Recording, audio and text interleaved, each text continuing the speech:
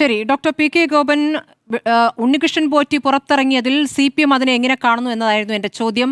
അങ്ങേക്ക് ആ ഉത്തരത്തിന് മുൻപ് തന്നെ SIT അന്വേഷണവുമായി ബന്ധപ്പെട്ട് കോടതി പറഞ്ഞ കാര്യങ്ങൾ എൻ്റെ അടുത്ത് നിന്ന് കേൾക്കണമെന്ന് പറഞ്ഞു. ഞാൻ ആ വാചകങ്ങൾ പറയാം. SIT അന്വേഷണത്തെ ഹൈക്കോടതി പ്രശംസിച്ചു. SITയുടേത് ഏറ്റവും വിശ്വാസയോഗ്യമായ അന്വേഷണമാണെന്നാണ് ഹൈക്കോടതി പറഞ്ഞത്. CBI അന്വേഷണ ആവശ്യം അംഗീകരിക്കാതെ, അതായത് BJP സംസ്ഥാന അധ്യക്ഷനും VHPയും തന്ത്രി സമാജവും നൽകിയ ഹർജി പരിഗണിച്ചുകൊണ്ടാണ് കോടതി പറഞ്ഞത് ഇപ്പോൾ CBI അന്വേഷണം ആവശ്യമില്ല. ഇങ്ങനെയുള്ള നിസാര കാര്യങ്ങൾ ആവശ്യങ്ങളുമായി കോടതിയിലേക്ക് ഇപ്പോൾ വരരുത്. സംസ്ഥാന പോലീസിലെ ഉദ്യോഗസ്ഥരാണ് CBI ഡെപ്യൂട്ടേഷനിൽ പോകുന്നത്. ഏറ്റവും വിശ്വാസ്യതയുള്ള ഉദ്യോഗസ്ഥരാണ് ഇപ്പോൾ കേസ് അന്വേഷിക്കുന്നത്. CBI അന്വേഷണം ആവശ്യം ഇപ്പോൾ ആവശ്യമില്ല എന്ന കാര്യം പറയുന്നു. SIT അന്വേഷണം ഞങ്ങളുടെ മേൽനോട്ടത്തിലാണ്. എങ്ങനെ മുന്നോട്ട് അന്വേഷണം പോകുന്നു എന്നുള്ളത് ബെഞ്ചിന് അറിയാം. ഇതാണ് ഹൈക്കോടതി പറഞ്ഞത്. ഇനി അങ്ങ് എൻ്റെ ചോദ്യത്തിന് ഉത്തരം നൽകുക.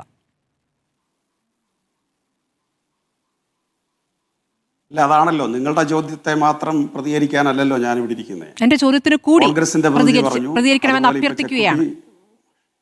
അല്ല, അത് തീർച്ചയായിട്ടും പറയും. പക്ഷേ തീർച്ചയായിട്ടും പറയും. അത് ആദ്യം തന്നെ പറയണമെന്നൊന്നും വാശി പിടിക്കേണ്ട കാര്യമില്ല. അങ്ങനെ വാശി പിടിച്ചിട്ടില്ലല്ലോ. പറയാതെ ഞങ്ങൾ ചർച്ച അവസാനിപ്പിക്കും. അങ്ങനെ വാശി പിടിച്ചിട്ടില്ലല്ലോ. ഇത്രയും ശ്രീമതി സ്മൃതി അതാണ് ചർച്ച ചെയ്യാൻ സ്മൃതി സമ്മതിക്കത്തില്ല. എപ്പോഴും ഇടപെട്ടുകൊണ്ടിരിക്കും.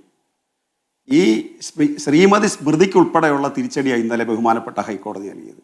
നിങ്ങളെപ്പോലുള്ള മാധ്യമ പ്രവർത്തകരും കേരളത്തിൽ അരക്ഷിതാവസ്ഥ സൃഷ്ടിക്കാൻ പരിശ്രമിക്കുന്ന, പച്ച കള്ളം പറഞ്ഞ് ജനങ്ങളെ തെറ്റിദ്ധരിപ്പിക്കാൻ പരിശ്രമിക്കുന്ന പ്രതിപക്ഷത്തിന് ഇതിനേക്കാൾ വലിയൊരു അടി ഈ അടുത്ത കാലത്ത് എവിടുന്നെങ്കിലും കിട്ടിയിട്ടുണ്ടോ?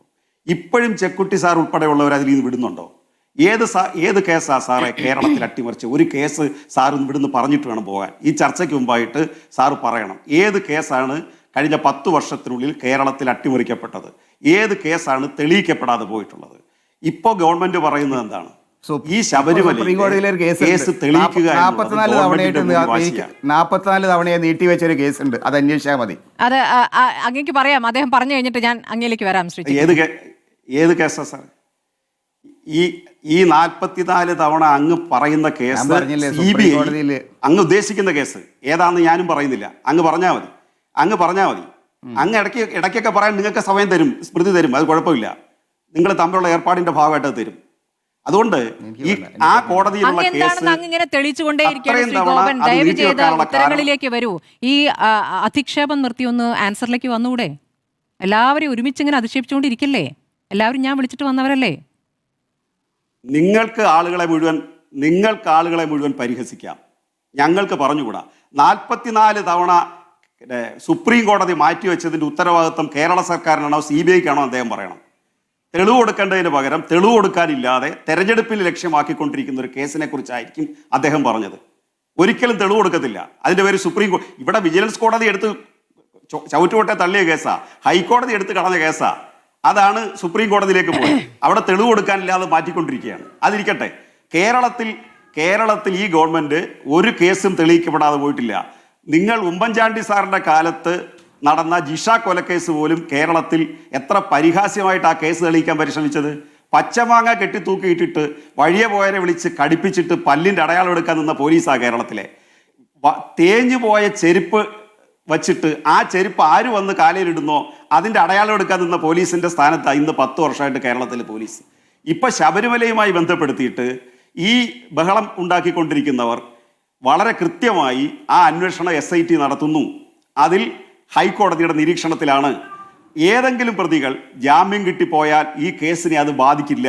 മറിച്ച് കൃത്യമായ തെളിവ് കണ്ടെത്തി അത് കൂട്ടിയോജിപ്പിച്ച് അത് ലിങ്ക് ചെയ്ത് കോടതിയിൽ അവതരിപ്പിച്ചാലേ ഇവർ രക്ഷപ്പെടാതിരിക്കൂ. ഈ വാശി എടുക്കുന്നത് ഒരു കാല് പിറകോട്ട് വെക്കുന്നത്, SIT ഒരു കാല് പിറകോട്ട് വെക്കുന്നത് 2 കാല് മുന്നോട്ട് വയ്ക്കാനാണ്. ബഹുമാന്യ ഹൈക്കോടതി പറയുക ഇവർ ജാമ്യം എടുത്തു പോയി കഴിഞ്ഞാൽ ഒന്നും സംഭവിക്കാൻ പോകുന്നില്ല എന്ന് പറഞ്ഞാൽ അത് അംഗീകരിക്കില്ല. അത് CPMന്റെ കുഴപ്പമാണ്. CPMന് ഇതിനകത്ത് റോളില്ലെന്ന് ഇന്നലെ ഹൈക്കോടതിയിൽ കൃത്യമായി കോടതി തന്നെ വ്യക്തമാക്കി. സംസ്ഥാന സർക്കാർ ഇതിനകത്ത് ആളുകളെ അറസ്റ്റ് ചെയ്യുമ്പോൾ നിങ്ങൾ പറഞ്ഞുകൊണ്ടിരിക്കുന്ന ഒരു കാര്യമുണ്ട്, ഇടതുപക്ഷമായിട്ട് ബന്ധമുള്ള ആളിനെ അറസ്റ്റ് ചെയ്താൽ നിങ്ങൾ പറയും അതിൽ ഗവൺമെന്റിന് യാതൊരു റോളും ഇല്ല. ഇടതുപക്ഷമായിട്ട് ബന്ധമില്ലാത്ത ആളിനെ അറസ്റ്റ് ചെയ്താൽ പറയും പിന്നെ അത് ഗവൺമെന്റ് ബോധപൂർവം ചെയ്യിക്കുന്നതാണ്. ഇങ്ങനെയൊക്കെ നിങ്ങൾ പറയാറുണ്ട്. പക്ഷെ വസ്തുത ഇന്നലെ ബോധ്യപ്പെട്ടില്ലേ? ശരി, അങ്ങനെയാണെങ്കിൽ ഈ വിഷയം അല്ല. ഒരു മിനിറ്റ് ശ്രീ ഗോപൻ.